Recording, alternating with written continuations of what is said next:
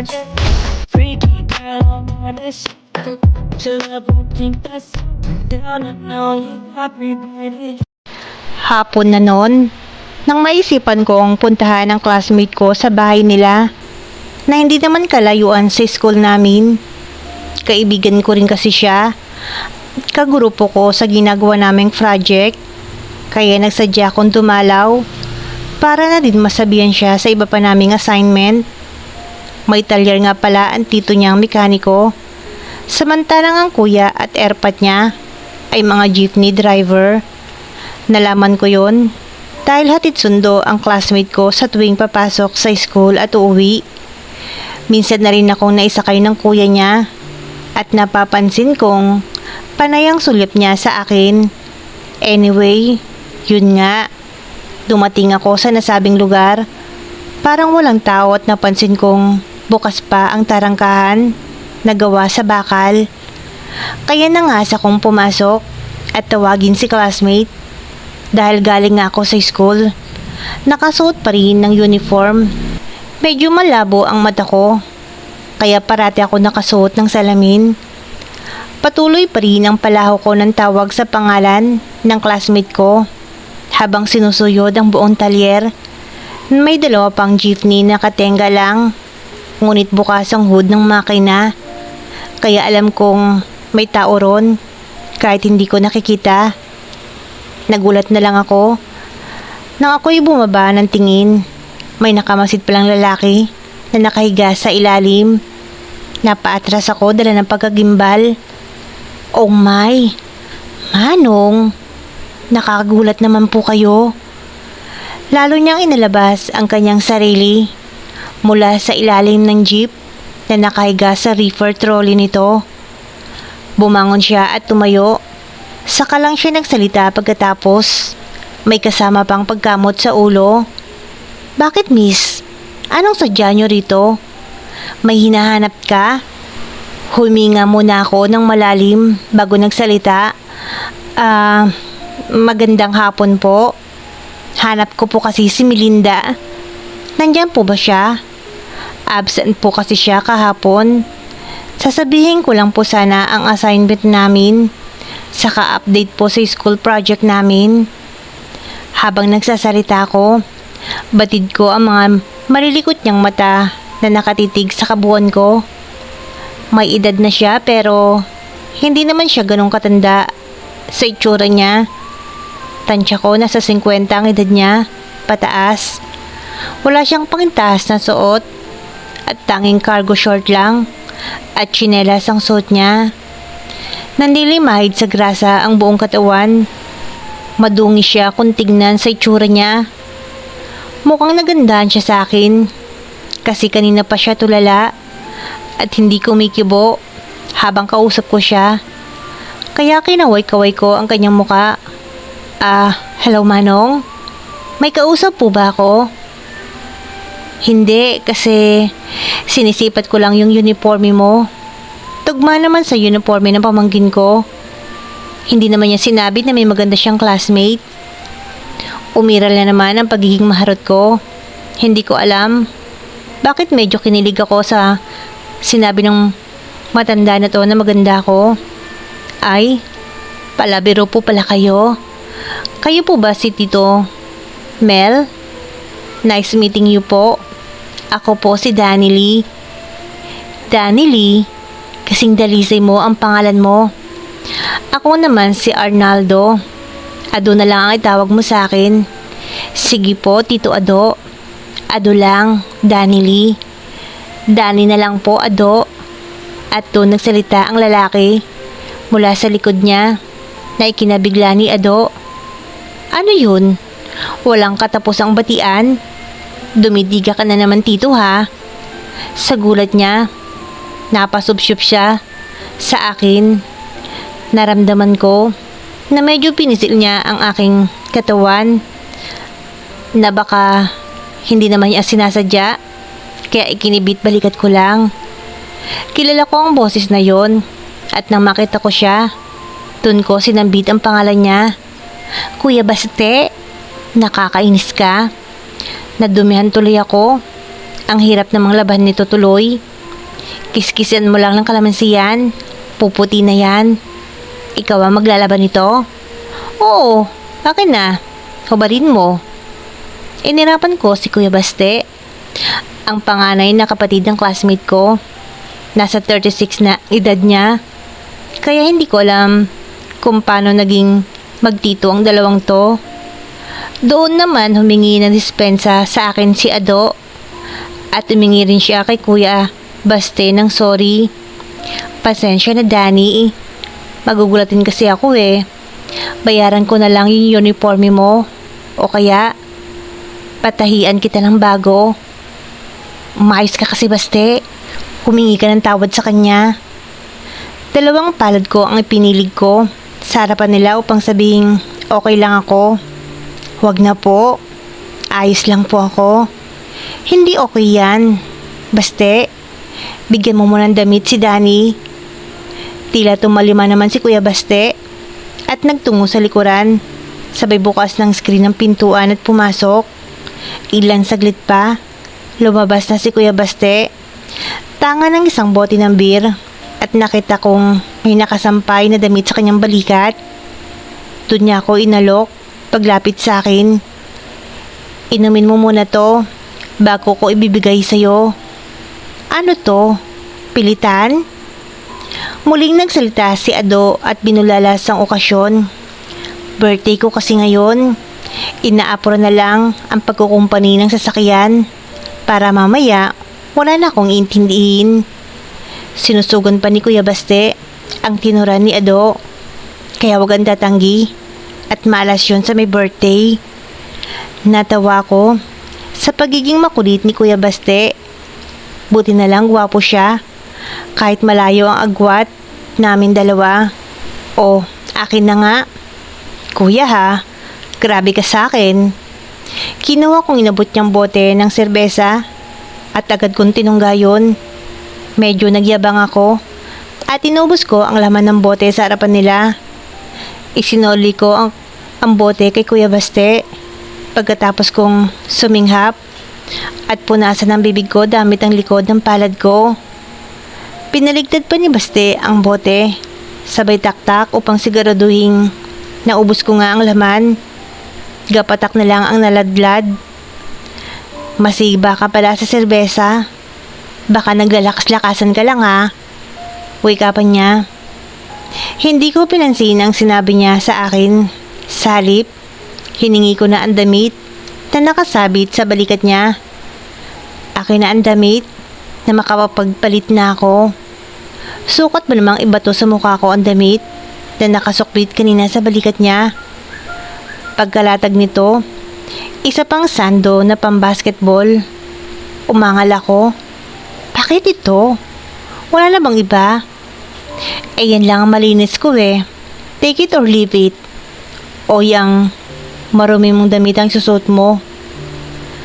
Pahiram na lang kahit damit ni Mel. Pagdating niya, hindi ako nakikialam ng gamit niya eh.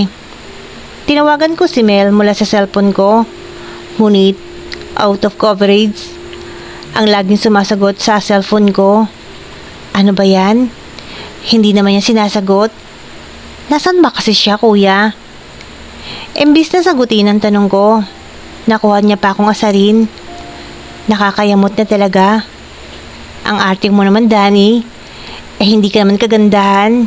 At saka isa pa, parang utol na kita. Ano bang makikita sa'yo?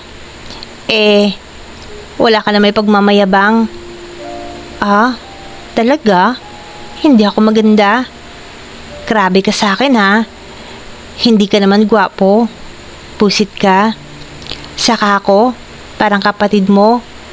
If I know, may pagnanasa ka rin kay Mel. Ako? Tanga ka ba? Kaya nga kapatid ang turing ko. Dahil wala akong gusto sa'yo. Kung ayaw mo nito, kunin ko na. Umuwi ka na nga lang. Hinablot niya ang tangan kong sando. At umabot pa kami ng agawan sa paghila ng sando. Parang lumaki pa ang siwang ng butas ng gilid nito nang mabanat ng gusto. Gawa ng hatakan namin. Uy, teka lang naman. Ayokong umuwi ng Nanlilimahid sa grasa ang damit ko. Akin na to. Bulyaw ko. Bigla naman niyang binitiwan ng damit at tiyempong pahata ko tong inagaw sa kanya. Kamuntikan pa akong matumba dahil sa ginawa niya. O kita mo, ang tango mo talaga. Sige na nga, magbihis ka na tapos uwi ka na. Si Ado na lang ang pinagbalingan ko ng tanong matapos kong irapan si Baste. Ado, saan po ba pwede magpalit ng damit? Sumabat naman yung hindi tinatanong. Dun sa likod ng pader, sa may sulok. Walang maninilip sa ron. Talaga ha, baka sumunod ka. Mahilig ka rin naman, hindi ba? Sa itsura mo, hindi na huy. Choosy kaya ako. Agad ko siyang dinalikuran at nagtungo sa likod ng pader. Medyo madilim nga ron, lalo't dapit hapon na rin. Habang nagpapalit ako, naririnig ko ang mahina nilang usapan. Bakit ang haras mo naman sa bisita natin? Sobra naman yung pambabastos mo sa kanya. May gusto ka ba sa magandang babaeng yon? Tito Ado naman, ano yung sinasabi mo? Wala no? Kino-good time ko lang yon. Tingin ko, okay na okay yon. Anong okay? Basta, okay na okay siya. So, ganun pala. Good time prank? Naman siguro to, baka pinagkakatuwaan na naman ako na magkapatid. Imposible nga naman na birthday ni Tito Ado, tapos walang ganon tao rito. Kaya pakiramdam ko, may nilulutong sorpresa si Mel para sa tito niya. Kaya na nagpasya na ako. Samahan ko muna silang mag-inuman habang hinihintay si Mel. Tutal, namiss ko rin namang uminom ng alak. Hindi rin naman bago sa akin ang makipag-inuman sa mga lalaki na ako lang ang babae. Tiwala naman ako na walang mangyayari sa akin dahil kilala naman nila ako na kaibigan ni Mel. Ayan, tapos ko nang isuot ang sandong hiniram ko. Hindi naman pala malaswang maliban sa kita ang gilid ng suot kong pantas na panloob. Ngunit ayokong umuwi na ganito ang suot ko. Baka mamaya may kung anong hindi magandang mangyari sa akin sa lansangan. Ganitong palubog na ang araw. Nagpusod pa ako ng buhok para maaliwalas. Suot pa rin ang salamin sa aking mata. Saka ko lumabas sa likod ng pader. Inabutan kong naglalapag na ng beer. Sa late na lamesa si Baste. Samantalang si Ado naman nakatanghod sa kinukumpuni niyang makina ng jeep sa harapan. Nakaangat pa ang hood nito, kaya hindi ako agad napansin ni Ado. Bitbit ang aking backpack sa harapan. Doon ko pinahayag ang aking pasya. Ado, pwede ko po bang hintayin dito si Mel? At dahil akap-akap ko nga ang bag ko habang nakasukbit ang strap nito sa aking balikat, kitang-kita ang hantad ng aking tagiliran. Kaya halata ko kung saan napunta ang kanyang paningin. Muli na namang natulala si Ado tulad nung una naming pagharap. Ganon din si Baste nang mapatingin sa akin. Tila natigilan at natameme. As in, wala siyang mabigkas na kahit isang salita sa akin. Kahit singhal man lang. Kaya muli ako nagsalita. O bakit para kayong nakakita ng multo? Mga mukha nyo parang nakalutang sa hangin. Doon na sumagot na nauna. Sa tanong ko si Ado,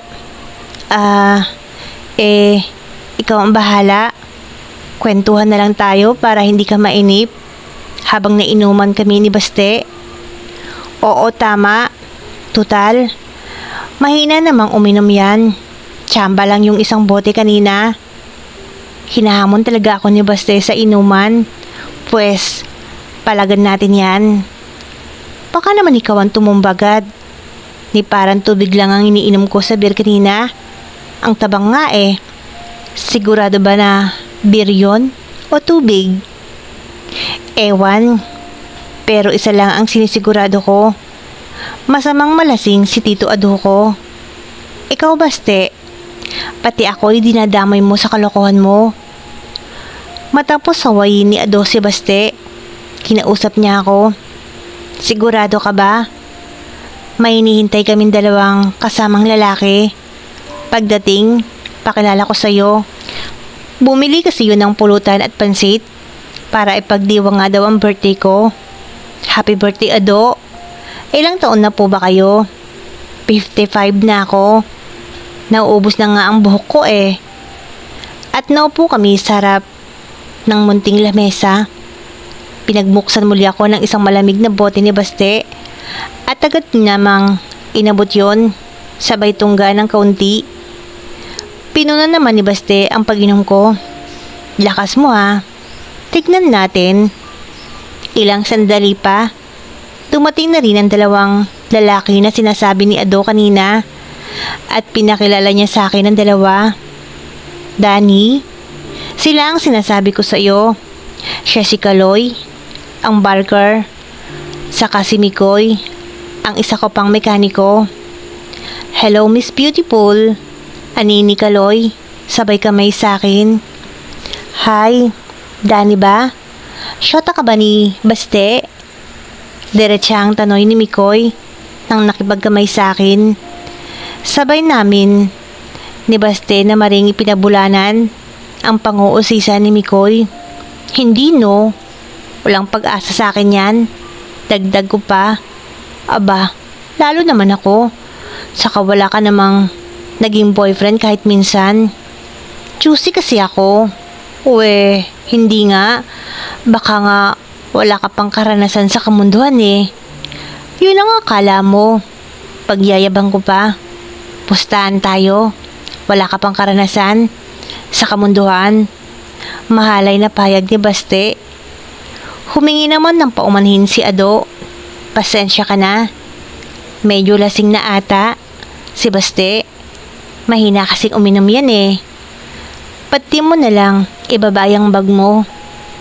Gaya ng mungkahi niya. Ibinaba ko nga ang bag ko na nakapatong kanina sa kandungan ko. Medyo gumaan ang pakiramdam ko at naginawahan ako. Lika ng hangin na dumadampi sa akin. Pumalik ako sa sinabi ni Ado kanina at inalis ko ang alalahanin niya.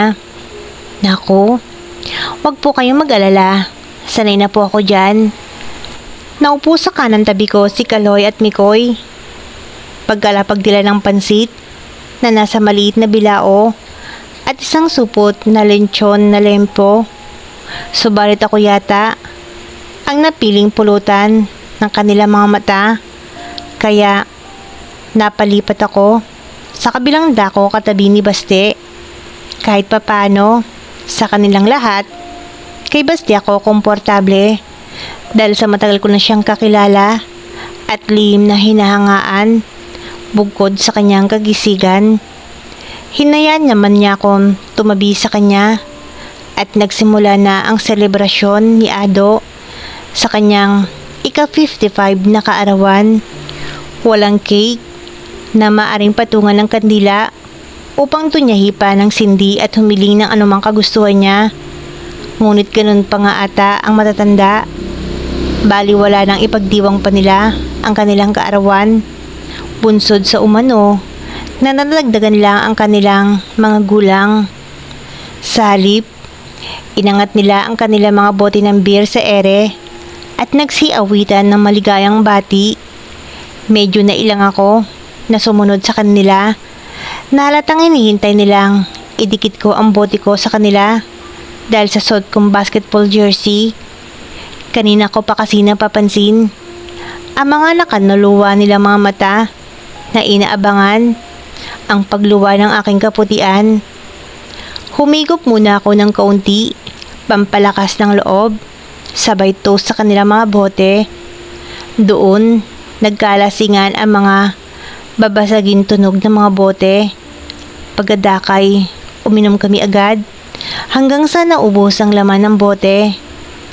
Tanaw ko sa gilid ng aking mga mata, ang titig ni Kaloy at Mikoy sa aking kilikili. Buti na lang, Malinis yun. At hindi nakakahiyang ipakita sa kanila. At narinig ko pa ang kanilang bulungan. Pare, ang puti ng bisita ni Amo. Materyales puertes. Oo nga, baka ang bango niya. Kanina bago umalis rito, ang swerte naman ni Boss Baste. Punsod ng tama sa akin ng alak, ay tila mas nagustuhan ko ang atensyon na nakukuha ko sa kanila. At saka isa pa, iba ang dulot ng alak sa akin. Parang hindi ko na yata kayang umuwi. Sinabihan ko si Baste, "Oy Baste, hatid mo ko sa amin pagkatapos. Ikaw nang bahala sa akin." Nakayuko si Baste at walang kibo. Muli ko siyang kinausap at siniko. "Hoy, Baste, lasing ka na ba? Wala ka pala eh." Pagkasiko ko, unti-unti siyang tumantay sa tungkuran ng kahoy sa kaliwa.